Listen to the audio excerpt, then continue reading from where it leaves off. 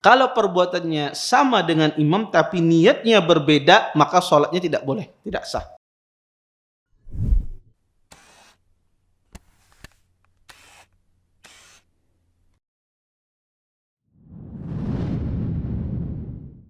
Assalamualaikum warahmatullahi wabarakatuh. Innal hamdalillah nahmaduhu wa nasta'inuhu wa nastaghfiruh wa na'udzu billahi min shururi anfusina wa min sayyiati a'malina. May yahdihillahu fala mudilla lahu wa may yudlil fala hadiya lahu. Asyhadu an la ilaha illallah wahdahu la syarika lahu wa asyhadu anna Muhammadan 'abduhu wa rasuluh. Fa inna asdaqal hadits kitabullah wa khairul hadi hadi Muhammadin sallallahu alaihi wasallam wa syarrul umuri muhdatsatuha wa kullu muhdatsatin fid din bid'ah wa kullu bid'atin dhalalah wa kullu dhalalatin finnar. Amma ba'd. Bapak-bapak, ibu-ibu, ikhwan dan akhwat yang dimuliakan oleh Allah Subhanahu wa taala.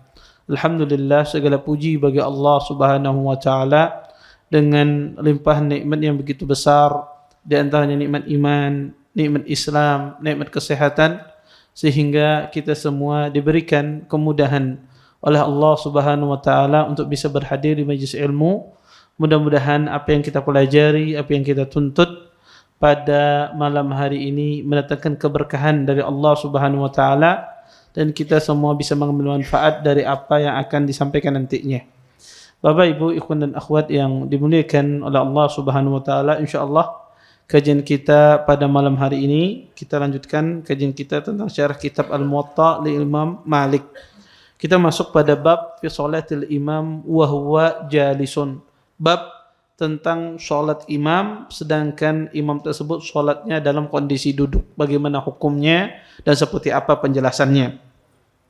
Berkata Imam Malik rahimahullahu ta'ala, beliau mengatakan, An Ibn Shihab, An Anas ibn Malik radhiyallahu ta'ala anhu, anna Rasulullah sallallahu alaihi wasallam raqiba farasan fasuri'a anhu fajuhisha shiqquhu al-ayman وصلى صلاة من الصلوات وهو قاعد فصلينا وراءه قعودا فلما انصرف قال إنما جعل الإمام ليؤتم به فإذا صلى قائما فصلوا قياما وإذا ركع فاركعوا وإذا رفع فارفعوا وإذا قال سمع الله لمن حمده فقولوا ربنا ولك الحمد وإذا صلى جالسا فصلوا جلوسا أجمعين. Berkata Imam Malik dari Ibnu Shihab yaitu Zuhri dari Anas ibn Malik radhiyallahu taala anhu, sesungguhnya Rasulullah sallallahu alaihi wasallam pernah menaiki seekor kuda. Kemudian Nabi pun terjatuh sehingga kaki beliau, paha beliau bagian kanan itu terkuyak, terkelupas akibat jatuh dari kuda tersebut. Kemudian Nabi SAW beliau sholat semua salawat dalam kondisi duduk. Kemudian kami pun, kata Anas, sholat di belakang beliau dalam kondisi duduk. Kemudian ketika selesai sholat, Nabi pun berkata, sesungguhnya dijadikan imam itu untuk diikuti. Jika dia sholat berdiri, maka sholatlah kalian berdiri. Jika dia ruku, maka rukuklah kalian. Jika dia bangkit dari ruku, maka bangkitlah kalian dari ruku. Jika dia mengucapkan sami Allah liman hamidah, maka katakanlah Rabbana walakal hamd. Dan jika dia solat dalam kondisi duduk, maka solat duduklah kalian semua. Hadis ini hadis yang sahih karena tidak terdapat cacat di dalam sanadnya. Kemudian sanadnya itu cuma dari Imam Malik Zuhri, kemudian langsung meriwayatkan dari Anas Bapak, Ibu, ikhwan dan akhwat yang dimuliakan oleh Allah Subhanahu wa taala, semakin sedikit sanad itu semakin jarang hadis itu lemah. Jadi kalau silsilah rawinya itu sedikit orangnya antara yang meriwayatkan dengan Nabi itu kemungkinan lemah itu sedikit. Ya, kemungkinan lemah itu sedikit. Kenapa? Karena semakin banyak sanad, semakin panjang sanadnya itu, maka semakin kemungkinan lemah itu semakin besar. Kenapa? Karena orangnya lebih banyak, ya, sehingga satu orang bisa jadi berbeda dengan yang lain dalam meriwayatkan hadis. Maka semakin sedikit sanad itu, maka dia semakin bagus. Makanya para ulama berlomba-lomba kadang-kadang mengumpulkan sulasiyat, ya, cuma 3 antara dia dengan Nabi SAW. Termasuk hadis ini adalah hadis yang pendek sanadnya dari Anas, dari Imam Malik kepada Nabi SAW. Bapak, Ibu, ikhwan dan akhwat yang dimuliakan oleh Allah Subhanahu Wa Taala, hadis yang kita bacakan ini adalah hadis yang sangat agung sekali, menjelaskan bagaimana seorang makmum harus mengikuti imamnya. Di dalam hadis ini diceritakan Nabi SAW beliau menunggangi kuda. Ya, Nabi salah satu, ya, kendaraan yang dipakai oleh Nabi juga berkuda. Qaddarullah Nabi SAW jatuh dari kudanya. Ini menunjukkan walaupun beliau seorang Nabi, beliau juga memiliki sifat basyariyah, sifat manusia. Artinya, ya, bukan berarti seorang Nabi dia tidak bisa terluka, tidak bisa terkena apa-apa, ya. Maka seorang Nabi pun juga seperti manusia biasa, kecuali Nabi SAW diberikan wahyu, ya. Maka seorang Nabi bisa berdarah, ya, bisa terluka, bisa jatuh, ya. Maka kalau ada orang mengaku, ya, ciri-ciri orang alim itu tahan timpas, ini lain orang alim, ya. Maka, ya, seorang yang alim adalah orang yang mengamalkan ilmunya. Maka dia seperti manusia biasa, ya. Seperti manusia biasa. Dia bisa luka, bahkan Nabi pun luka. Lihat Nabi naik kuda, beliau jatuh. Ya, kan disambut malaikat, tidak. Ya, Nabi seperti manusia biasa, beliau bisa luka, bisa lupa, Nabi SAW. Kemudian, Bapak, Ibu, ikhwan dan akhwat yang dimuliakan oleh Allah Subhanahu Wa Taala, ketika Nabi jatuh dari kuda beliau dan Nabi SAW selalu menjadi imam di dalam salat, dan Nabi imam rawatib di dalam salat. Kemudian ketika Nabi terluka, kaki beliau tidak bisa mengimami dalam kondisi duduk. Ya. Karena orang jatuh dari kuda itu, Bapak Ibu, ya luar biasa. Ya. Bisa orang jatuh dari kuda itu cedera, apalagi kuda orang Arab. Kuda orang Arab tuh gana-gana tinggi-tinggi. Kadang kuda kayak kita harus halus.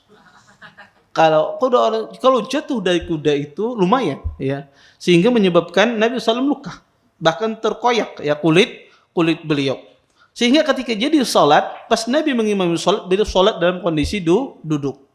Sahabat di belakang beliau pun salatnya dalam kondisi duduk. Disitulah Nabi mengatakan, sesungguhnya imam itu dijadikan untuk diikuti. Para ulama rahimahumullah taala berselisih tentang penafsiran al-iqtida atau al-i'timam di sini. Apa yang dimaksudkan dengan al-i'timam? Apa yang dimaksudkan di sini untuk mengikuti? Para ulama rahimahullah taala mereka memiliki 2 penafsiran. Sebagian para ulama mengatakan bahwasanya yang dimaksudkan mengikuti di sini adalah mengikuti perbuatan zahirah, perbuatan yang nampak dan niat.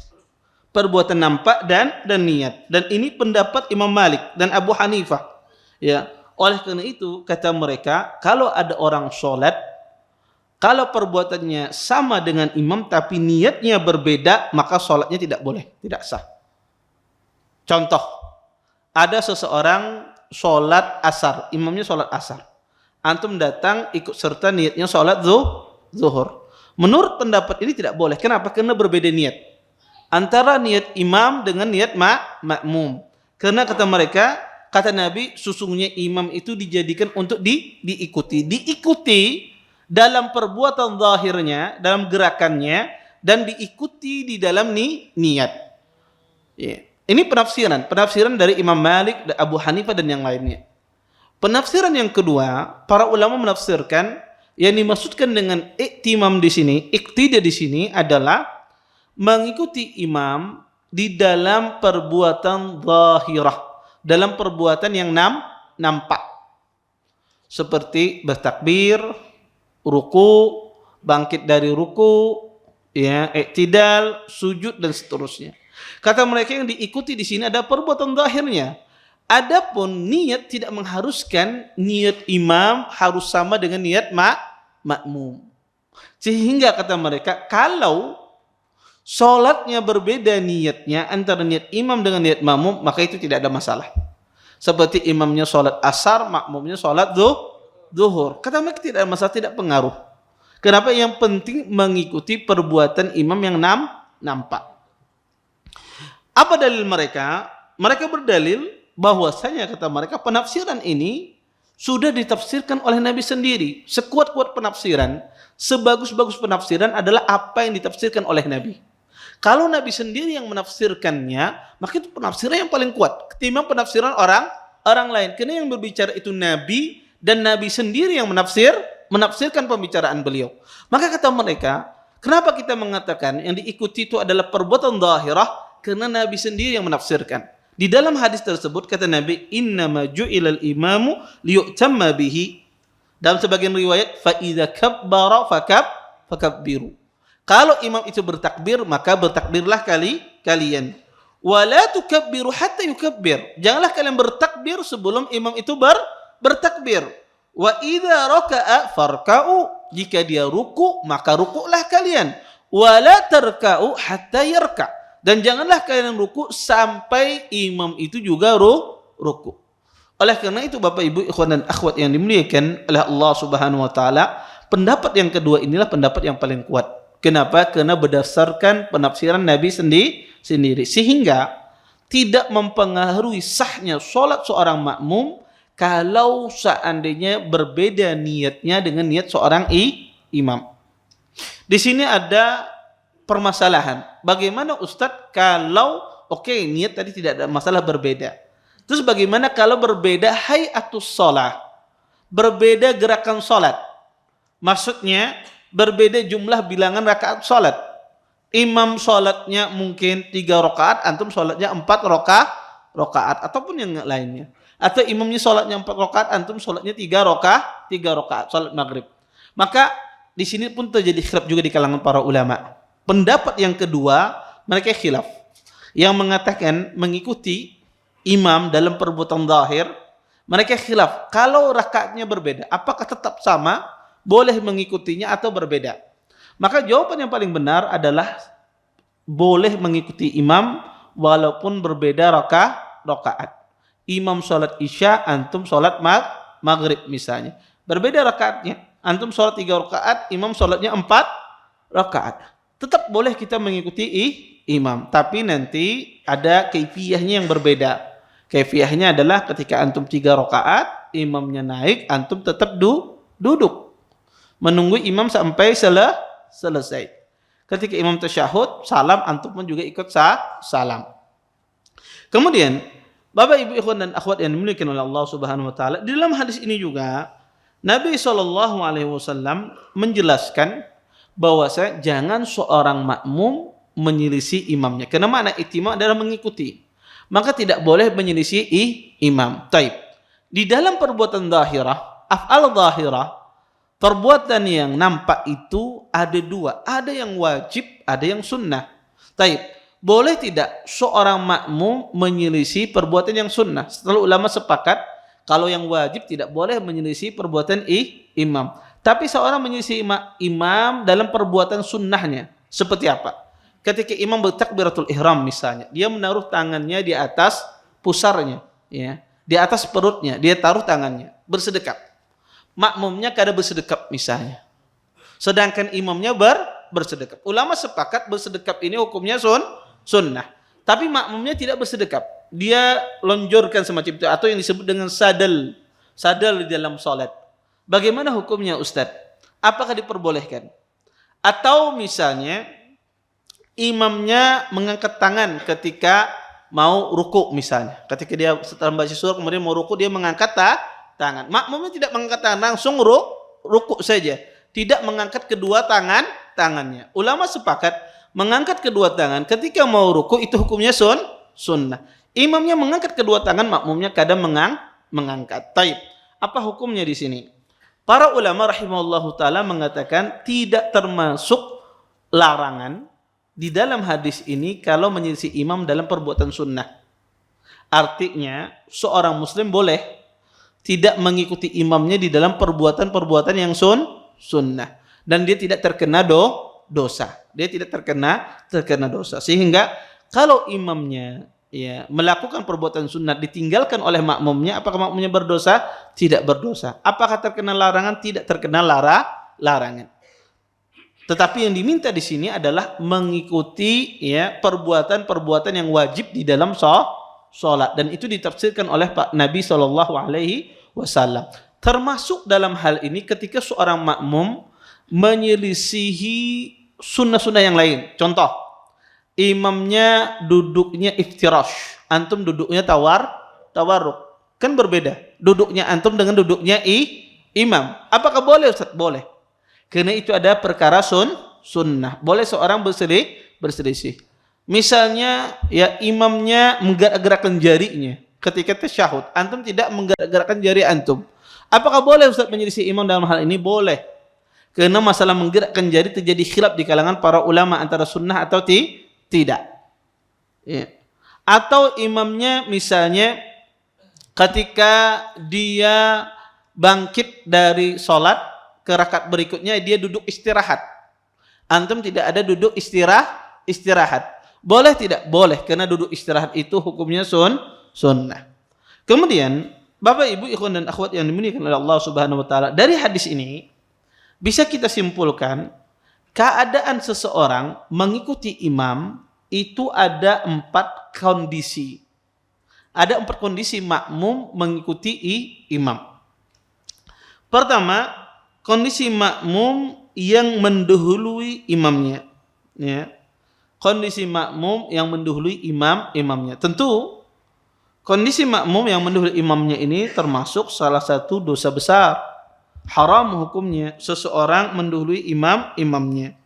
Karena Nabi SAW ya melarang hal tersebut, dan ini merupakan salah satu dosa dari dosa besar. Nabi mengatakan la tarkau hatta yarka wa la tasjudu hatta yasjud. Janganlah kalian ruku sampai imam itu ruku. Jangan kalian sujud sampai imam itu sujud. Di dalam hadis lain Nabi pernah bersabda, kata beliau, amal yakhsal ladzi yarfa' ra'sahu qabla al-imam ay yuhawwil Allah ra'sahu ra'sa himarin aw yaj'al suratahu surata himarin. Kata Nabi, tidakkah takut orang yang mendahului imam ya mengangkat kepalanya sebelum imam, Allah ubah kepalanya menjadi kepala keledai, atau bentuk mukanya seperti bentuk keledai. Antum jangan kira ini ancaman di hari kiamat, tidak, ini ancaman di dunia. Bisa jadi Allah Subhanahu wa taala ubah ya kepalanya kepala keledai, ya. Maka ini ancaman, dan ini menunjukkan dosa besar. Kemudian ada beberapa kondisi orang mendahului imam. Pertama, ada orang itu mendahului imam di dalam takbiratul ihram. Siapa saja yang mendahului imam di dalam takbiratul ihram, baik itu perkataannya atau perbuatannya, sholatnya batal. Sholatnya batal. Ada orang imamnya mengatakan misalnya Allahu Akbar misalnya. Belum selesai Allahu Akbar, makmumnya langsung Allahu Akbar. Makmumnya tapi mungkin gerakan makmumnya lebih lambat. Imam mengatakan Allahu Akbar misalnya. Ketika imam sudah, kadang-kadang ada sebagian imam tuh sudah bertakbir Allahu Akbar. Kadang-kadang takbirnya belakangan. Makmum mina lambat, imamnya berdahulu aja. Akhirnya dia mengucapkan apa? Allahu Akbar, dia lebih dahulu walaupun tangannya belum bergerak. Dia makmum mengucapkan Allahu Akbar, imamnya belum selesai, baru makmumnya mengangkat tangannya. Ini batal salatnya.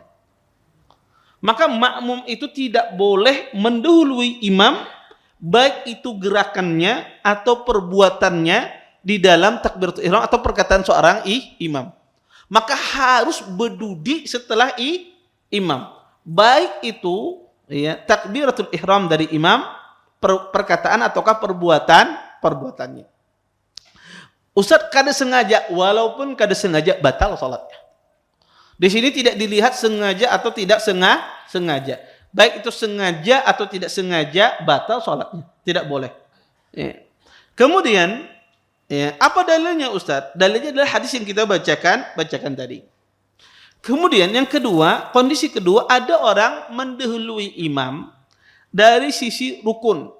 Dia mendahului imamnya dari sisi rukun. Contoh misalnya, imamnya belum ruku, dia ruku berdahulu. Ya, imamnya hendak ruku, dia berdahulu langsung ruku. Ya. Kenapa? Karena takutan kalau ulun berdiri, imamnya langsung i'tidal. Ya, jadi ini cadangan berdahulu. Karena sebagian orang demikian. Iya. Ada orang mendahului imam dari rukun. Apa hukumnya? Ulama khilaf. Kalau ada orang mendahului imam dari sisi rukun, selain takbiratul ihram, apa hukumnya? Sebagian ulama, di antaranya jumhur ulama mengatakan orang yang mendahului imam dari satu rukun maka tidak batal salatnya. Karena kata mereka itu adalah mendahului yang sebentar, tidak mengganggu keabsahan salat. Pendapat yang kedua, orang yang mendahului imam dengan sengaja batal salatnya, kecuali dia kembali. Artinya mendahului imam, ketika imam hendak Allahu Akbar ruku, ternyata imamnya belum ruku, ya. Akhirnya dia kembali, ya. Kembali ke tempat asalnya. Kata mereka, kalau dia kembali maka tidak batal. Asalnya mendahului imam, kemudian dia kembali ke posisi sebelum mendahului imam, makanya tidak batal. Dan ini mazhab Imam Ahmad. Pendapat yang ketiga, mereka mengatakan siapa saja yang mendahului imam dari satu rukun dengan sengaja batal sholatnya, baik dia kembali ke posisi awal atau tidak kembali. Tetapi kalau dia tidak sengaja maka tidak batal. Taib. Apa dalil mereka? Ya, mereka berdalil dengan hadis Nabi SAW. Dari hadis Abu Hurairah, kana Rasulullah SAW yu'allimuna yaqul, la tubadirul imam, idza kabbara fakabbiru, wa idza raka'a farka'u, wa idza qala sami Allahu liman hamidah, faqulu Allahumma rabbana lakal hamd. Kata Abu Hurairah radhiyallahu taala anhu, sesungguhnya Rasulullah sallallahu alaihi wasallam mengajari kami salat. Beliau mengatakan jangan kalian dahului imam. Jika dia bertakbir maka bertakbirlah, jika dia ruku maka rukuklah. Jika dia mengucapkan sami Allah liman hamidah, katakan Rabbana walakal hamd. Di dalam hadis ini kata para ulama larangan mendahului imam. Dan kaidah usul fiqh bahwasanya dalam sebuah kaidah disebutkan anna fi'lal mahdhur amdan fil ibadah yujibu butlanuha. Sesungguhnya perbuatan yang dilarang dikerjakan dengan sengaja di dalam sebuah ibadah maka membatalkan ibadah itu sendiri. Ketika perbuatan itu dilarang, kemudian kita langgar dengan sengaja, maka kita membatalkan ibadah itu sendiri. Misalnya di dalam sholat, dilarang ketawa, istilahnya ketawa. Batal tidak sholatnya? Batal. Karena dilarang ketawa di dalam sholat, di istilah dia ketawa. Maka kata para ulama, perbuatan yang dilarang di suatu ibadah dikerjakan dengan sengaja, maka batal sholatnya. Maka berdasarkan pendapat ini, wallahu a'lam, pendapat yang ketiga ini yang rajih. Mendahului satu rukun dengan sengaja, ya, maka batal sholatnya. Ini kondisi pertama, mendahului imam. Kondisi kedua, seorang ketika berjamaah adalah perbuatan makmum itu berbarengan dengan imam. Karena ada makmum itu hobi imamnya mempas-paskan. Imamnya Allahu Akbar, umpat juga Allahu Akbar, berbarengan, ya, berbarengan persis. Ada tabiat makmum kayak itu. Kada tahu di sini adakah kededakah. Tapi ada makmum semacam itu. Hobinya apa? Berbarengan lawan imam. Entah ini hendak jadi imam, wallahu a'lam. Taib. Mendahului imam, ya, bersamaan dengan imam di dalam perkataan tidak ada masalah. Anda berbarengan dengan imam di dalam perkataan tidak ada masalah. Apa saja, baik itu dari rukun. Misalnya imam mengucapkan Allahu Akbar, Anda mengucapkan Allahu Akbar, berbarengan dengan perkataannya tidak masalah. Kecuali satu hal, yaitu di takbiratul ihram, kada boleh berbarengan. Di takbiratul ihram itu harus setelah selesai imam mengucapkan Allahu Akbar. Ya. Maka setelah imam selesai Allahu Akbar baru kita mengucapkan Allahu Akbar. Tidak boleh kita berbarangan. Adapun selain takbiratul ihram, dari sisi perkataan tidak ada masalah. Imam mengucapkan Allahu Akbar ketika ruku, Anda imbe mengucapkan Allahu Akbar, tidak ada masalah. Yang penting tidak berbarengan dengan perbuatan. Tidak berbarengan dengan perbuatan. Perbuatan itu seperti apa, Ustaz? Ketika dia ruku, berbarengan Anda rukunya. Ketika dia iktidal, berbarengan Anda iktidalnya dengan imam. Ini perbuatan. Makanya tidak boleh berbarengan dengan perbuatan. Adapun dari sisi perkataan tidak ada masalah. Ya. Maka sunnahnya seseorang mengerjakan setelah imam melakukannya. Kemudian, Bapak Ibu ikhwan dan akhwat yang dimuliakan oleh Allah Subhanahu wa taala, para ulama mengatakan kalau ada seorang makmum melakukan berbarengan perbuatannya dengan imam, apa hukum sholatnya?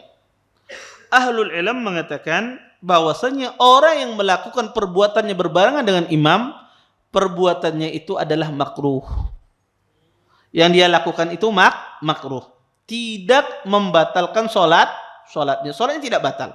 Beda tadi dengan mendahului imam. Sholatnya tidak batal, tapi perbuatan yang dia lakukan adalah makruh. Kalau mendahului dari sisi perbuatan. Taib.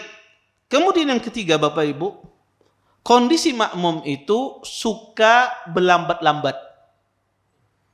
Ya, tidak langsung, suka berlambat-lambat. Contoh misalnya, imamnya sudah ruku, masih ada 2 ayat lagi membaca Al-Fatihah, ditentukan dulu. Ya. Sampai imam hendak sami Allah liman hamidah hanya ruku. Ini sering terjadi kepada orang was-was. Orang was-was ini ajib. Sangat ajib sekali. Ajibnya gimana? Datang di awal sholat, bertakbir ngalih benar. Tapi kalau imam itu sudah ruku, Allahu Akbar, langsung bisa ingat. Langsung ingat bisa. Iya. Sama, ya. Orang was-was ini, ya, ketika dia jadi masbuk, imamnya ruku, cepat takbirnya. Tapi kalau dia tidak jadi masbuk, lawas takbirnya. Ada orang terbiasa melambatkan sholat, ya, tidak mendahului imam. Dia karena hendak menuntunkan bacaan Al-Fatihah misalnya di dalam sholat sering terjadi di dalam sholat zuhur, asar, ya, ketika imamnya rukuk berdahulu, dalam hatinya cepatnya imam nih sayang nih sudah siratal ladzina an'amta alaihim, ya, tinggal ghairil maghdub. Akhirnya dia menuntunkan itu, ternyata dia tuntunkan itu imamnya sudah pergerakan mau tidak. Ini sering terjadi. Ini disebut dengan takhalluf, melambatkan gerakan di dalam sholat. Apa hukumnya? Pertama, Bapak Ibu, orang melambatkan gerakan di dalam sholat, kalau ada udzur syar'i tidak berdosa. Sholatnya sah. Kalau ada udzur syar'i tidak berdosa, sholatnya sah. Contoh seperti apa? Misalnya di Al-Faruq, ya, sholat isya. Di rakaat pertama ketika imamnya membaca ghairil maghdubi alaihim waladdallin, mati lampunya. Yang di belakang ibu-ibu tidak mendengar. Tidak melihat. Yang di sini mungkin tahu, tapi yang di belakang ibu-ibu tidak melihat.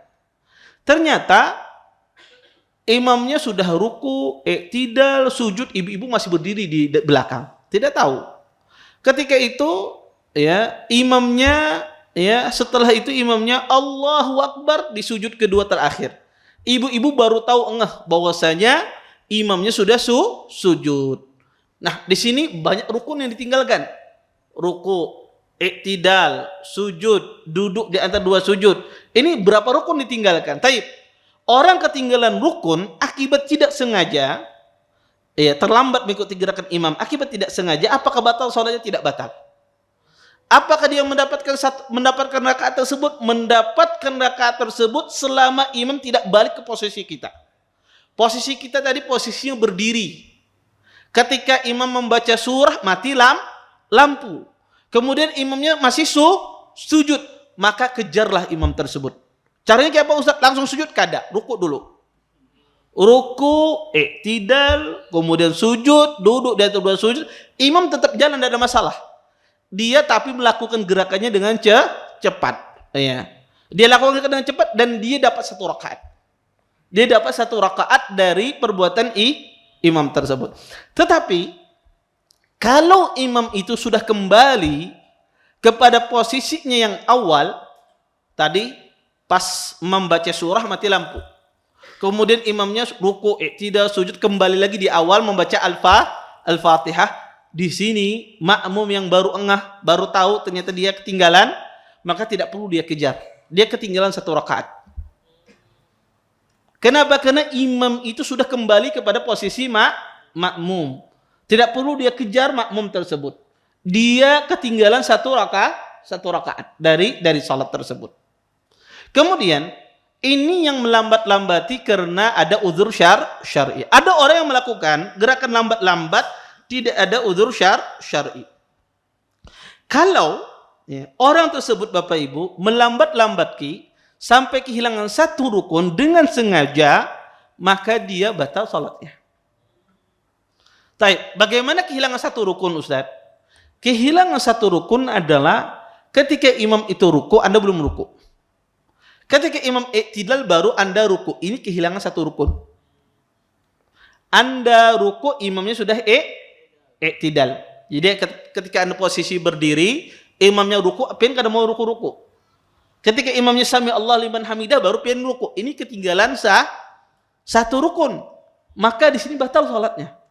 Karena dia melakukan dengan sengaja. Taib, Ustaz, imamnya masih dalam ruku tapi hendak pergerakan menuju i'tidal, bangkit dari ruku, hendak pergerakan. Ya. Dan ulun melihat imamnya hendak bergerakan, kemudian ulun ikut ruku. Apakah ketinggalan 1 rukun? Tidak ketinggalan. Salatnya tetap sah.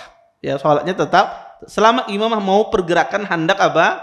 Hendak mau i'tidal. Kemudian dia ruku, maka insyaallah dia mendapatkan 1 rukun tersebut. Kemudian yang keempat, Bapak Ibu, ya, dan ini kondisi yang sunnah. Seseorang melakukan gerakannya sesuai dengan imam. Maksudnya mutaba'ah. Melakukan setelah gerakan imam langsung. Imam mengatakan Allahu Akbar, langsung dia ikuti. Imam mengucapkan sami Allah liman hamidah, langsung dia mengatakan Rabbana lakal ham. Maka ini yang sunnah, yang disebut dengan istilahnya mutaba'ah. Kemudian Bapak Ibu ikhwan dan akhwat yang dimuliakan oleh Allah Subhanahu wa taala, di dalam hadis ini Nabi SAW mengatakan, kata Nabi, wa idza qala sami Allah liman hamidah faqulu rabbana walakal ham. Kata Nabi SAW, jika seorang imam itu mengucapkan sami Allah liman hamidah, katakanlah rabbana walakal ham. Perkataan sami Allah liman hamidah itu di dalam bahasa Arab disebut dengan istilahnya at-tasmi'. Sami Allah liman hamidah itu disebut dengan istilahnya tasmi'. Adapun perkataan Rabbana lakal ham itu disebut dengan istilahnya at-tahmid. Taib. Para ulama sepakat, orang itu kalau dia sholat sendiri, dia menggabungkan antara tasmi' dan tahmid. Kalau Anda sholat sendiri, Anda mengucapkan sami Allah liman hamidah, Rabbana lakal ham. Ulama sepakat. Tetapi ahlul ilm berselisih jika seorang itu sholat berjamaah, baik itu imam dan makmum, apa yang harus diucapkan? Pertama, para ulama mengucapkan kalau imam itu dia menjadi seorang imam, maka disunnahkan baginya tasmi' saja.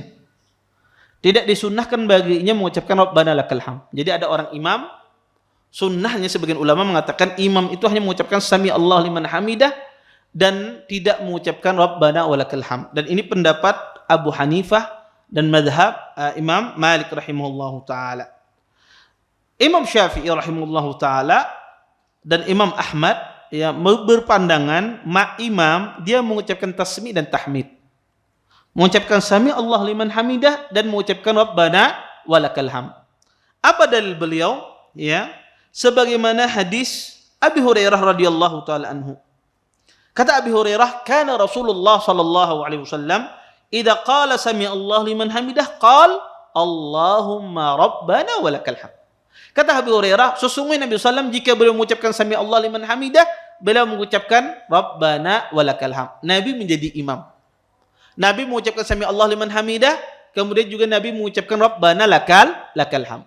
Maka imam itu disunnahkan tasmi' dan tahmid. Taib. Kalau makmum gimana Ustaz? Para ulama sepakat ya bahwasanya makmum itu disunnahkan mengucapkan tahmid. Ulama sepakat. Tidak ada khilaf. Tapi mereka berselisih, apakah juga disunnahkan makmum itu mengucapkan sami Allah liman hamidah? Mereka mengatakan cukup makmum itu mengucapkan tahmid faqat, tidak mengatakan sami Allah liman hamidah ketika salat berjamaah.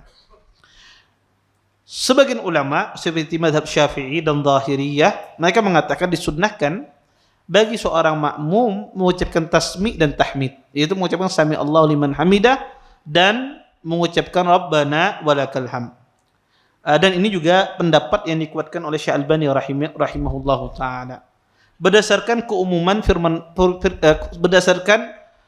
hadis Nabi SAW, Nabi bersabda, kata beliau, "Shallu kama ra'aitumuni usalli."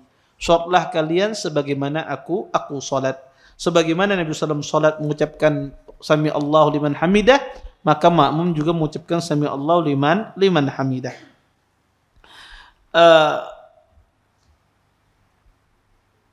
Dalil yang kedua ada dalil akal. Kata mereka, seorang imam itu tidak ada bedanya sholatnya dengan makmum. Apa yang dilakukan imam juga dilakukan oleh makmum. Ketika kita mengatakan imam mengucapkan sami Allah liman hamidah, maka makmum pun juga mengikutinya. Kata mereka tidak ada bedanya antara perbuatan imam dengan perbuatan makmum secara asal, termasuk di dalam masalah ini. Sebagian ahlul ilm pendapat yang pertama mengatakan membantah. Kenapa? Karena kata mereka hadis Nabi SAW mengatakan wa idza qala sami Allah liman hamidah faqulu rabbana walakal hamd. Kata Nabi, jika imam itu mengucapkan sami Allah liman hamidah, maka katakan rabbana walakal hamd. Nabi membedakan di sini antara tasbih dan tahmid bagi seorang makmum. Kata mereka perkataan Nabi sami Allah liman hamidah itu sama dengan maknanya adalah kata Nabi idza qala al-imam sami Allahu liman hamidah fala taquluhu. Jangan kalian ucapkan sami Allah liman hamidah, tapi katakan rabbana walakal hamd. Itu sama maknanya kata para ulama. Wallahu taala alam, ini dua pendapat yang sangat kuat di kalangan para ulama dalam masalah ini, apakah makmum mengucapkan sami Allah liman hamidah atau tidak. Khilaf yang sangat kuat, wallahu alam. Pendapat yang mengatakan dari sisi pendalilan, pendapat yang mengatakan tidak mengucapkan sami Allah liman hamidah dari sisi pendalilan kuat, dan pendapat yang mengatakan juga ya bahwasanya mengucapkan sami Allah liman hamidah juga dalil yang mereka gunakan sangat kuat sekali, ya kuat juga. Wallahu a'lam, ini dua pendapat yang sangat kuat di kalangan para ulama. Intinya, kalau ada seorang makmum tidak mengucapkan sami Allahu liman hamidah misalnya, maka tidak mempengaruhi kesahan salatnya. Atau sebaliknya, seorang makmum mengucapkan sami Allahu liman hamidah tidak mempengaruhi juga kesahan salatnya. Dan ini adalah khilaf afdaliyah saja, masalah afdaliyah mana yang terbaik bagi seorang makmum. Kemudian, Bapak Ibu ikhwan dan akhwat yang dimuliakan oleh Allah Subhanahu wa taala, perkataan Nabi Rabbana walakal hamd ini menunjukkan sirah tahmid itu Rabbana walakal hamd. Para ulama mengatakan sirah tahmid, ucapan tahmid itu ada 4 macam. Kita mengucapkan Rabbana lakal hamd, ini yang pertama. Yang kedua kita mengucapkan Rabbana walakal hamd. Apa bedanya yang pertama dan kedua? Waw, ada tambahan waw. Yang ketiga, Allahumma Rabbana lakal hamd. Yang keempat, boleh kita mengucapkan Allahumma Rabbana walakal hamd. Jadi ada 4 siyak, 4 model penyebutan tahmid. Kita mengucapkan Rabbana lakal hamd, atau kita mengucapkan Rabbana walakal hamd tambahan waw, atau kita mengucapkan Allahumma Rabbana walakal hamd, atau Allahumma Rabbana lakal hamd. Ini 4 model. Keempat-empatnya hadisnya sahih. Maka silahkan seseorang memilih dari model 4 sirah, 4 jenis tahmid ketika i'tidal. Keempat-empatnya pernah dicontohkan oleh Nabi Muhammad sallallahu alaihi wasallam. Wallahu taala alam. Mungkin ini yang bisa ulun sampaikan. Mudah-mudahan bermanfaat dari apa yang ulun sampaikan tadi. Mungkin sisa waktu yang ada, kalau ada yang bertanya silahkan, tafadhol. Baik. Yang di sini dimulai dari sini. Semalam sudah di sini. Di sini kada pernah kena semalam. Ya. Ya.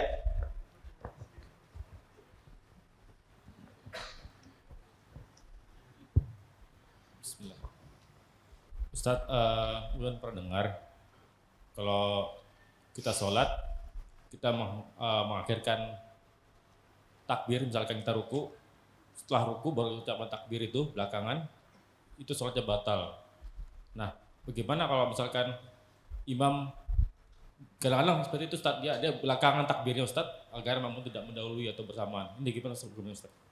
Dia takbirnya setelah rukuknya imam. Jadi ulun pernah dengar ada pendapat bahwasanya kalau kita ruku, jadi kita kalau pergerakan itu takbir belakangan Ustaz, misal kita ruku, setelah ruku baru kita takbir. Katanya tidak boleh Ustaz. Nah, kalau memang tidak boleh, bagaimana dengan hukum imam seperti itu? Dia seperti itu untuk agar makmumnya tidak mendahului. Iya Pak. Gimana, Ustaz? Beliau menanyakan tentang masalah bagaimana hukumnya imam itu gerakannya berdahulu, suaranya lambat datang belakangan. Iya. Biar untuk agar makmumnya tidak mendahului dia, macam itu. Sebetulnya boleh tidak imam rukuk berdahulu hanya datang belakangan? Boleh sebetulnya. Dia rukuk kemudian dia mengucapkan Allahu Akbar, boleh. Tidak ada masalah, tetapi afdalnya adalah pergerakan dengan takbir itu sama afdalnya. Ketika mengucapkan Allahu Akbar dengan gerakan itu sama. Tapi kalau dia melakukan hal tersebut tidak masalah. Kalau jaraknya sebentar, ya jaraknya sebentar maka tidak mengapa. Tapi afdalnya adalah ucapan takbir sama dengan pergerakan. Ya. Wallahu a'lam. Baik, ada lagi yang lain di sini? Kededa. Kita sebelah sini. Ya. Bismillah, izin bertanya Ustadz. Pertama, bagaimana kedudukan hadis bolehnya seseorang meninggalkan sholat karena imamnya itu tidak disukai oleh mayoritas warga ataupun juga orang yang ada di tempat imam tersebut. Apakah ini sama dengan kedudukan hadis bahwa kita boleh juga meninggalkan kalau seandainya imam itu bacaannya panjang, yang dibaca imam itu panjang. Yang berikutnya, apakah juga kita boleh meninggalkan sholat berjamaah kalau seandainya imam itu bacaannya dan gerakannya tidak tumakninah, bacaannya cepat dan juga gerakannya tidak tumakninah. Bacaannya cepat Dan gerakan yang dia lakukan itu tidak tumakninah. Izin Ustadz, mungkin kalau yang terakhir kalau boleh tambahan, yakni bagaimana kedudukan ataupun hukumnya, ada juga orang membaca setelah bangkit dari i'tidal itu dia membaca dengan menambahkan bacaan hamdan katsiran mubarakan. Hamdan thayyiban mubarakan fi. Iya, hamdan katsiran. Itu bagaimana kedudukan? Jazakallahu khair atas jawabannya. Ya. Ya, jazakumullah khair atas pertanyaannya. Beliau menanyakan pertama tentang masalah kesahan sholat di belakang imam yang tidak disukai.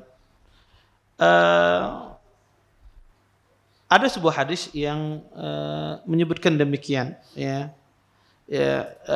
Tiga orang kata Nabi yang sholatnya tidak dianggap, sholatnya tidak dianggap, dan azannya pun juga tidak dianggap. Di antaranya kata Nabi SAW, hamba yang lari, kemudian seorang wanita dia bermalam dan dalam kondisi suaminya marah sama dia, dan seorang imam dibenci oleh makmumnya.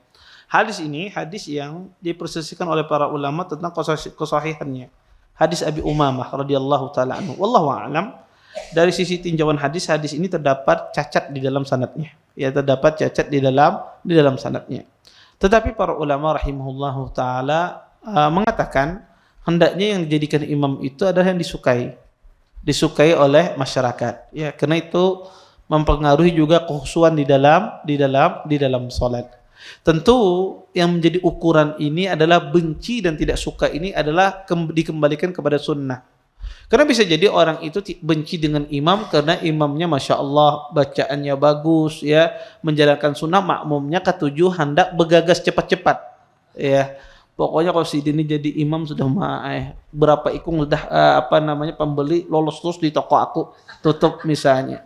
Kadang sebagian orang ini tidak senang imam karena dia menjalankan sunnah. Enggak. Jadi ukurannya itu adalah sunnah. Kalau dia menjalankan sunnah sesuai dengan sunnah, kemudian dibenci oleh makmum, tidak ada ibrah, tidak ada artinya makmum ini benci. Tapi kalau bencinya beralasan, maka itu betul. Ya, misalnya imamnya bacaannya kada bagus, ya, gerakannya cepat. Nah, kalau kita salat di belakang imam yang gerakannya cepat, atau salat di belakang imam yang bacaannya kada bagus, maka ini dilihat apakah bacaannya itu kesalahannya fatal di surah Al-Fatihah misalnya. Kalau kesalahannya fatal yang mengubah makna, maka sholatnya tidak boleh di belakangnya, otomatis. Ya, walaupun dia disukai makmum, kita aja sorongan yang kada suka. Ya, misalnya orang ketujuh berataan, si dini sekali nafas selesai sembahyang. Ya, maka ya walaupun orang disukai oleh orang, ya, tetapi dia tidak betul bacaannya, salah lahan jali di dalam membaca, maka tidak boleh kita sholat di belakangnya. Nah, dan afdalnya tadi dipilih imam itu adalah yang disukai oleh orang. Kenapa? Ya karena itu membantu kekhusyuan di dalam sholat. Kemudian yang kedua adalah tentang masalah tambahan alhamdulillah hamdan katsiran thayyiban mubarakan fih, ya. Hukum tambahan tersebut yaitu salah satu juga doa dari doa ketika i'tidal yang disebutkan oleh para ulama. Tetapi wallahu alam ahlul ilm berselisih tentang masalah tambahan tersebut, ya. Tambahan alhamdulillah hamdan katsiran thayyiban mubarakan fih. Terjadi khilaf di kalangan para ulama, apakah tambahan itu ya doa yang tetap di waktu i'tidal, apakah lantaran karena ada sebab. Disebutkan dalam sebagian riwayat, itu hadis rifa'ah. Disebutkan di dalam sebagian riwayat, sahabat mengucapkan itu ketika dia bersin. Ketika dia bersin, dia mengucapkan alhamdulillah hamdan katsiran thayyiban mubarakan fih. Sebabnya adalah karena bersin. Oleh karena itu Nabi SAW mentakrir akibat bersinnya dia, bukan bacaan i'tidalnya. Sehingga ulama mazhab yang empat tidak mengatakan itu bacaan dari waktu i'tidal. Imam Ahmad, Imam Malik, Imam Syafi'i, Imam Abu Hanifah kata mereka bukan bacaan. Yang kedua, tidak ada satu sahabat pun yang melakukannya kecuali pada satu keadaan tersebut. Ya, pada satu keadaan tersebut. Tetapi ini masalah khilaf di kalangan para ulama. Sebagian ulama menganggap bahwasanya itu bacaan i'tidal karena Nabi mentakrir di waktu i'tidalnya. Sebagian ahli ulama mengatakan tidak, itu ada sebabnya karena dia bersin pada saat itu. Dalam Sunan Abi Daud dijelaskan. Ketika itu sahabat tersebut dia bersin kemudian membaca doa tersebut. Wallahu a'lam. Dan ini masalah khilaf di kalangan para ulama. Tapi saya pribadi wallahu a'lam, saya condong kepada mazhab ulama yang empat, bahwasanya mencukupkan dari jenis 4 siyak bacaan. Iya. Iya. Itu ya 2 pertanyaan tadi ya.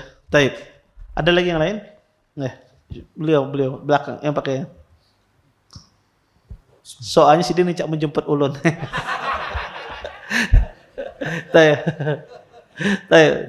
Misalnya di sebuah masjid atau ketika safar itu sudah disepakati atau ma'ruf imamnya orang tersebut, kemudian ternyata imamnya seperti keadaan yang di hadis ini terhalang untuk berdiri, mana yang lebih utama? Apakah imam tersebut tetap dijadikan imam dalam posisi duduk atau dicarikan yang lain? Jazakumullah khair. Dia nggak bisa berdiri, nggak bisa. Taib. Tadi sudah sempat saya menjelaskan tentang masalah imam yang dalam kondisi dia tidak bisa berdiri. Ya, sebetulnya tidak ada penjelasannya di akhir, tapi karena panjang saya rasa nanti saya mau akhirkan pada minggu yang akan datang. Tapi singkatnya gini, kalau imam itu adalah imam rawatib, ya permasalahan ulama di sini adalah imam rawatib. Kalau imam yang tidak rawatib, misalnya ada orang lumpuh, dia bukan imam rawatib, tiba-tiba datang mengimami di Al-Faruq, boleh apa tidak? Tidak boleh. Kalau dia bukan imam rawatib, walaupun bagus bacaannya, kalau dia tidak bisa berdiri, ulama sepakat tidak boleh sholat di belakang orang yang ajiz, tidak mampu berdiri, kalau dia bukan imam rawatib. Kalau dia bukan imam rawatib. Sehingga orang yang tidak mampu berdiri, dia jadi imam padahal dia bukan imam rawatib, itu tidak boleh. Yang jadi permasalahan adalah kalau dia imam rawatib, qadarullah kena stroke misalnya. Tidak bisa berdiri, dia sholatnya duduk. Boleh tidak sholat di belakangnya? Boleh. Sholat di belakangnya gimana Ustaz? Ketika dia sholat duduk, maka kita ikut semuanya duduk di belakangnya. Ustaz, seumur hidup sidin kayak itu, seumur hidup jawaban kayak itu. Ya. Maka selama dia imam rawatib, maka boleh. Ya, dan kita tidak boleh sholat berdiri di belakangnya. Kita tetap sholat dalam kondisi duduk. Yang kedua, ada imam itu di pertengahan kena serangan misalnya. Asalnya bisa berdiri, tiba-tiba asam uratnya kambuh misalnya. Berduduk sidin. Ya, kada kuat berdiri. Nah, ketika imam itu di tengah-tengah sholat dia duduk karena ada penyakit yang menyerangnya, makmum di belakangnya ikut duduk apa tidak? Tidak. Makmum di belakangnya tetap berdiri. Karena asal sholat itu dimulainya berdiri. Tetap dia berdiri. Jadi mengikuti imam duduk itu ketika awalnya imamnya duduk, kita ikut duduk. Tapi ketika terjadi di pertengahan, ada mungkin imam terkena kena serangan penyakit, dia duduk di pertengahan sholat, maka kita di belakangnya tidak perlu duduk. Tetap kita sholat dalam kondisi berdiri. Wallahu a'lam. Taib. Bismillah, izin bertanya Ustaz. Bagaimana misalnya ada seseorang di ruku di rakaat pertama itu membaca subhanakallahumma rabbana wa bihamdika allahumma ighfirli. Kemudian di ruku yang pada rakaat kedua membaca subhana rabbil azim wa bihamdi. Apa hukum salatnya itu?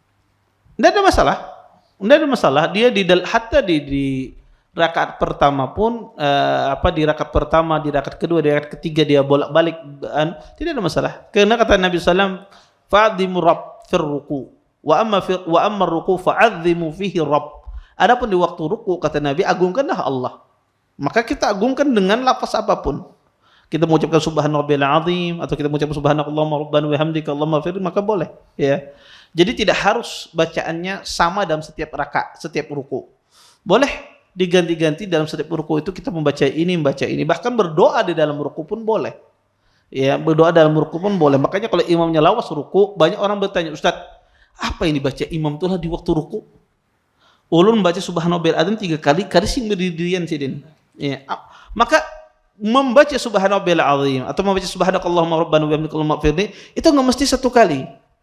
Boleh kita ulang-ulang, apalagi imamnya kadang bangunan, boleh pun ulang-ulang. Karena sholat itu tidak ada istilah berdiam kededa.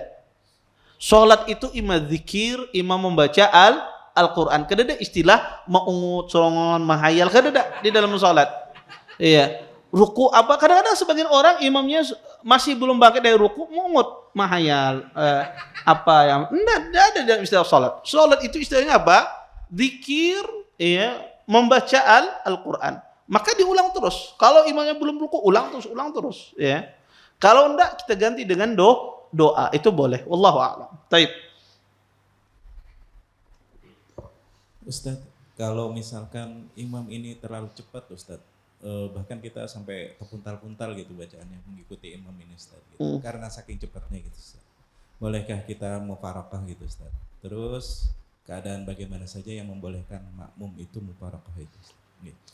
Pertama, kalau kondisi imamnya sholatnya tidak benar. Kalau imamnya artinya tidak tumakninah misalnya, tumakninah yang betul-betul, maka disuruh kita kada boleh berjamaah di belakangnya. Justru kita berpisah. Karena tidak ada artinya sholat bersama dia, karena sholatnya tidak sah. Ya, tidak sah, maka disuruh berpisah.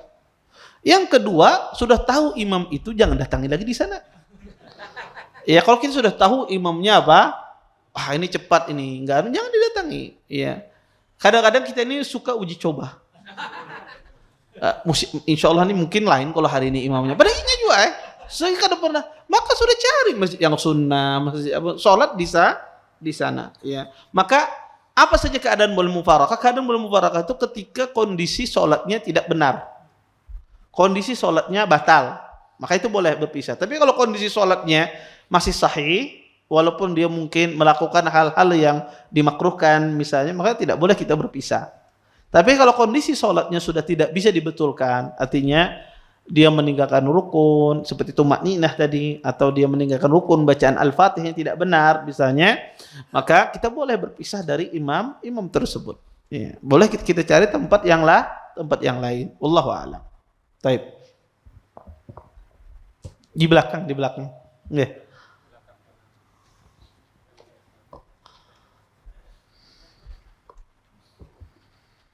Ustadz, saya pernah mengalami Ustadz, di sebelah saya ini seorang laki-laki tua. Ketika imam belum takbiratul ihram, dia sudah takbiratul ihram duluan Ustadz. Oh. Nah, saat itu kan kondisi saya bingung Ustadz, jadi saya diamkan aja Ustadz. Tapi masih mengganjal sampai sekarang nih. Apa yang harus kita lakukan ketika melihat seperti itu Ustadz? Iya. Jazakumullah khair atas pertanyaannya. Kalau kita melihat ada orang tua berdahulu takbiratul ihram, kadang-kadang ada juga kondisi kita saat itu tidak concern, ya, lalai, ya. Apalagi orang itu ketika ada masalah di rumah, sampai di masjid itu pengen cepat-cepat saja sembahyang, ya. Kadang kita bertakbir, imamnya hanya masuk di dalam barisan. Nah, kalau kita mendapati hal tersebut, apa yang harus dilakukan? Maka kalau ada teman kita berdahulu takbir, kita gawil, Pak, belum. Ya, kita suruh dia membatalkan karena tidak boleh, ya, tidak boleh, ya. Maka disuruh dia batalkan. Tidak ada masalah Anda batalkan sembahyang Anda, ya, Anda batalkan sembahyang ini, tidak ada masalah karena aslan dia batal salatnya, tidak sah salatnya. Kadang mau dibatalkan, ya buka tangannya. Ya, jadi ada pengalaman itu di Arab Saudi itu dulu, orang itu, ya, kalau di sana itu dulu kalau membenarkan shaf, karena kadang-kadang sebagian orang itu shafnya itu di depan imam, khususnya ketika sudah qomat apa macam, mana ada tempat yang kosong, ampar sejadah. Kebanyakan orang demikian, sehingga tidak peduli lagi dia, entah itu dia membikin shafnya di depan imam, ya, tidak peduli lagi dia, yang penting dapat sembahyang bersama imam. Jadi di sana biasanya ada, kalau orang sudah mengampar sejadahnya di depan imam, cara membubarkannya sangat gampang. Ambil sejadahnya, dibuang ke belakang, bukahan orangnya. Ya, bukahan orangnya ke belakang. Jadi saya punya teman, jadi kerja semacam itu, subhanallah. Ya sedikit. Dia kebetulan pada saat itu jamaah orang Turki. Karena kebiasaan di Arab itu kalau dilempar sejadah, orang pasti akan membatalkan sembahyangnya. Akhirnya dia pindah ke belakang. Ada teman ingin melempar sejadah tersebut. Ketika mau diambil sejadahnya, ada ibu-ibu tua melihat beliau langsung dikepak kepalanya. Ada nggak jadi? Iya. Maka ibu-ibu ini bahaya.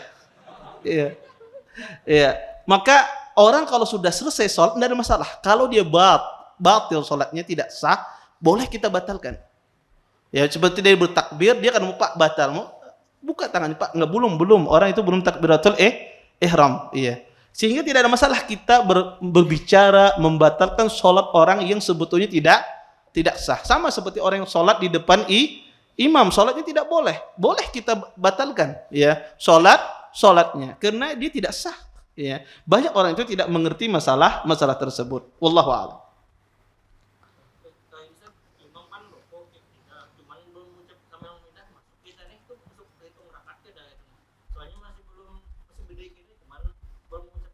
Sudah. Jadi beliau bertanya, imamnya sudah i'tidal tapi belum mengucapkan sami Allah liman hamidah. Kalau imamnya sudah bangkit, kenapa perkataan sami Allahu liman hamidah? Ulama khilaf. Intinya itu bangkitnya. Ya, intinya adalah bangkitnya. Itu rukunnya di sana, ya. Ada ucapan sami Allah liman hamidah itu berkaitan dengan wajib salat atau sunnah di dalam salat. Wallahu a'lam. Taib. Ini kita baca pertanyaan, ya, ada lumayan banyak masuk. Assalamualaikum Ustaz, izin bertanya, mohon dijelaskan sholat mengakhirkan waktu itu seperti apa? Sholat mengakhirkan waktu adalah waktunya hampir habis atau waktunya keluar. Maka itu yang dilarang. Ya, mengakhirkan waktu itu bisa jadi waktunya hampir habis atau waktunya sudah habis. Maka itu termasuk mengakhirkan waktu sholat.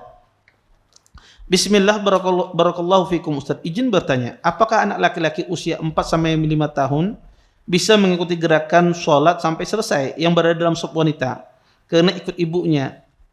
Apakah terhitung memutus shaf? Tergantung, ya. Anak 5 tahun bisa jadi dia sudah paham dia tata cara sholat, bisa jadi. Tapi kebanyakan anak-anak usia 5 tahun itu masih belum paham. Kebanyakan. ya 6, 7 itu masih belum paham. Biasanya mulai mengerti itu 8, 9 ya. Kelas 3, kelas 4 ya itu mulai sudah mengerti. Tapi kalau ada anak tersebut Masya Allah dia ngerti, mengikuti gerakan ibunya, kemudian dia berwudu ya, dia paham tata cara sholat ya, maka dianggap safnya. Ya, yang penting di sini dia mumayyiz, tetapi biasanya usia 5 tahun itu susah mumayyiz. 5 tahun, 6 tahun, 7 tahun susah mumayyiz. Makanya sebagian ahli ilmu mengatakan mumayyiz itu biasanya di usia 9 tahun. Walaupun usia itu bukan ukuran, tapi biasanya demikian. Ya. Karena usia 9 tahun itu anak-anak itu sudah banyak pengetahuannya, sudah bisa membedakan baik dan buruk. Tapi kalau 5, 6, 7 itu masih belum paham. Ya. Ustadz, bagaimana gerakan imam ketika saat takbir perpindahan? Apakah gerakan dulu baru takbir, takbir dulu baru gerakan atau bersamaan? Afdalnya bersamaan. Tapi kalau dia bergerak dulu baru takbir juga boleh, atau takbir dulu baru gerak juga boleh, tidak mengapa. Taib. Ustadz, kadang saya lupa kalau sedang sholat berjamaah langsung membaca surah Al-Fatihah setelah doa iftitah dan imam belum membaca surah Al-Fatihah. Setelah imam membaca baru saya sadar dan berhenti, apakah sah salat saya? Membaca Al-Fatihah itu boleh di saat imam sebelum membaca Al-Fatihah, atau di saat berbarengan imam membaca Al-Fatihah, atau setelah imam membaca Al-Fatihah. Dimanapun posisinya boleh Anda baca. Tetapi afdalnya kata para ulama dibaca setelah imam membaca Al-Fatihah. Kenapa? Karena kita disuruh untuk mendengarkan bacaan yang wajib. Bacaan yang wajib adalah Al-Fatihah. Disunahkan kita mendengarkan itu. Tapi kalau seandainya Anda membaca berbarengan dengan imam, boleh tidak mengapa. Tapi afdalnya kata para ulama dibaca setelah selesai imam membaca Al-Fatihah. Kenapa? Untuk mendengarkan bacaan yang wajib tersebut. Wallahu a'lam. Baik. Assalamualaikum, Ustaz, izin bertanya, dia menanyakan ini sah tidak sholatnya? Sah sholatnya. Tidak mengapa, tidak mempengaruhi kesahan sholatnya. Assalamualaikum, Ustaz, izin bertanya, apakah hukumnya apabila ada teman yang sering membuli saya di sekolah? Apakah saya melawan untuk memberi pelajaran atau bagaimana, Ustaz? Membuli itu adalah perbuatan seseorang dilakukan berulang-ulang. Itu membuli. Ya, membuli itu banyak caranya. Menyambat-nyambati, ya itu termasuk membuli zaman sekarang. Walaupun bahari kita disambati orang juga. Ya, membuli itu adalah perbuatan ya intimidasi dengan cara menghina orang, ya. Kemudian dilakukan berulang-ulang, atau memukul, ya itu juga membuli, atau mendiamkan, itu juga membuli. Kalau pian bisi bini mendiamkan pian berhari-hari, itu bini pian membuli pian. Ya, kada ditagur berhari-hari, ya kada dimasakkan, itu bini itu lagi membuli. Jadi membuli itu terjadi suami istri ya juga, terjadi membuli, ya. Maka sebaliknya suami juga mendiamkan bini berhari-hari, itu membuli juga sebetulnya. Jadi jangan dikira membuli itu terjadi pada anak kecil saja. Suami istri pun kadang-kadang saling membuli. Cuma kada sadar benar ya. Maka membuli ini ya, kalau ada teman seperti itu membuli di sekolah, apa yang harus dilakukan ya? Maka laporkan lawan gurunya. Laporkan lawan gurunya, maka anak itu harus dikasih tahu dia jalurnya. Kalau kamu dijahilin orang, laporkan lawan guru. Jadi suruh anak itu berani dia melaporkan ya. Maka ya seorang guru pun juga demikian di sekolahan, dia memberikan arahan kepada anak-anak kalau kalau kamu laporkan. Dan penting bagus di sekolahan itu dikasih slogan-slogan jangan takut melaporkan ya. Sehingga anak-anak itu membaca ya. Jadi anak-anak itu tumbuh keberaniannya.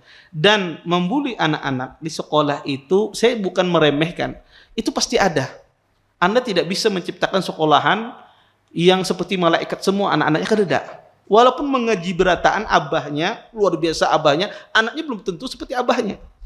Bisa jadi anaknya mengikuti abahnya bahari belum berhijrah. Iya. Maka tidak ada sekolahan itu ya seperti malaikat semua, tidak ada. Pasti di sekolah itu ada anak yang nakal, ada anak yang baik, apa macam. Dan anak nakal ini sebetulnya anak yang cerdas. Makanya saingan guru di sekolahan itu adalah anak nakal. Itu saingan terbesar guru. Kenapa? Karena orang mengikuti anak nakal itu karena dia pintar mempengaruhi. Jadi kalau di sekolah itu ada banyak anaknya nakal, berarti gurunya kalah cerdas dengan anak nakal ini. Ya berarti kurang inovasi gurunya.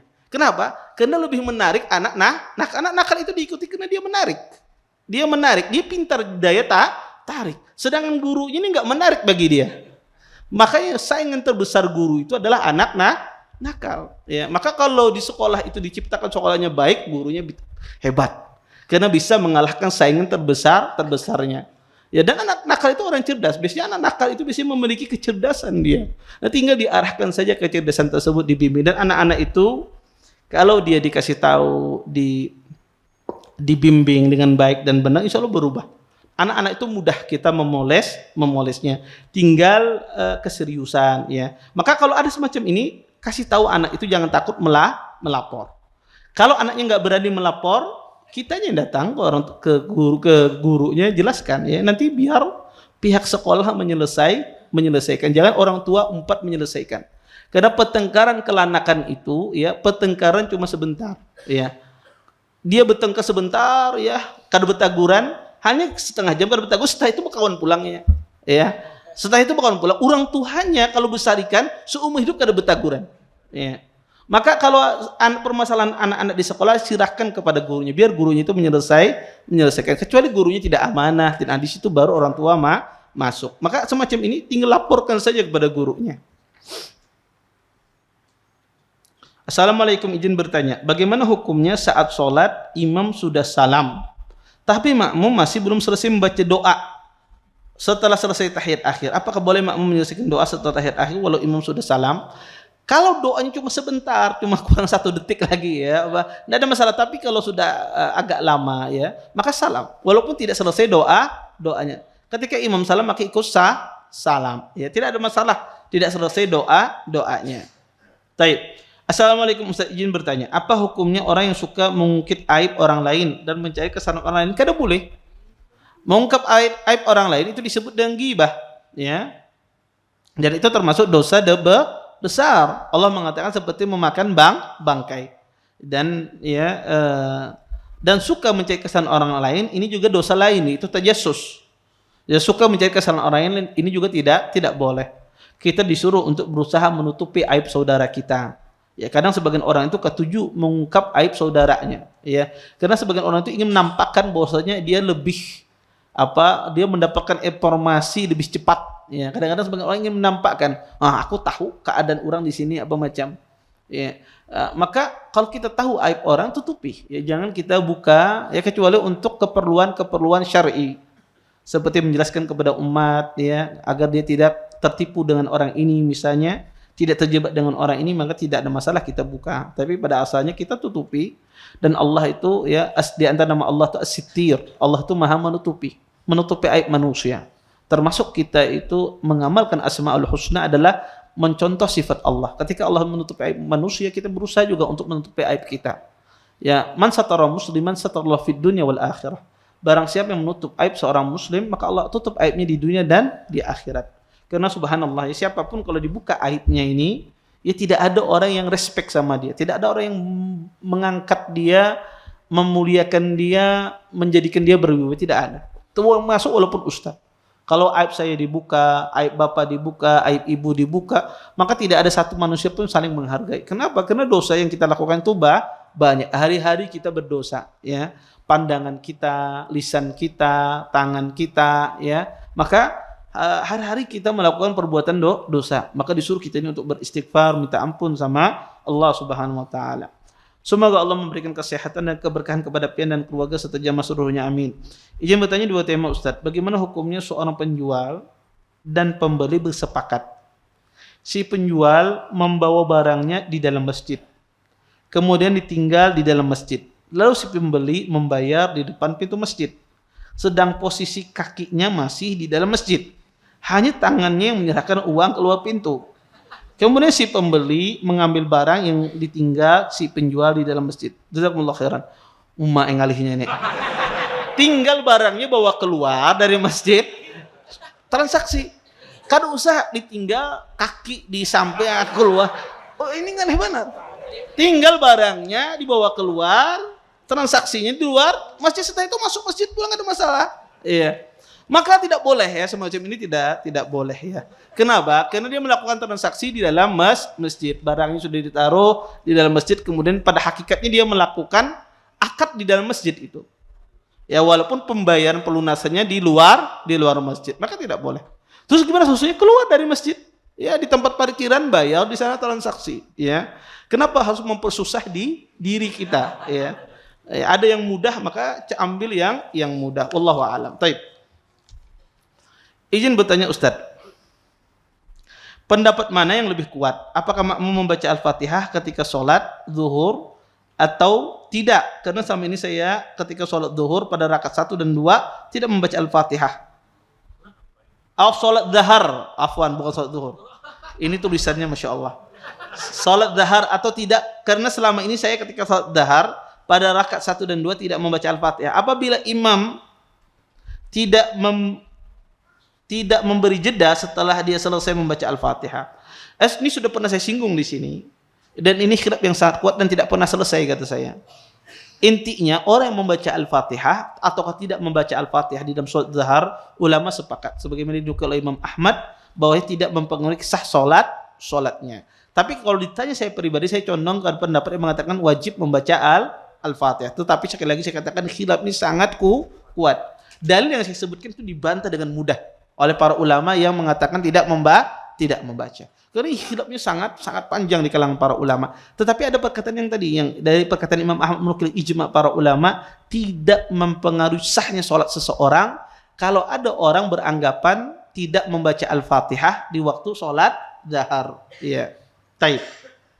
Bagaimana hukum atau sah tidaknya sholat saya ketika berada orang yang was-was di samping saat membaca tahiyat akhir? Karena saya ikut-ikutan tidak selesai.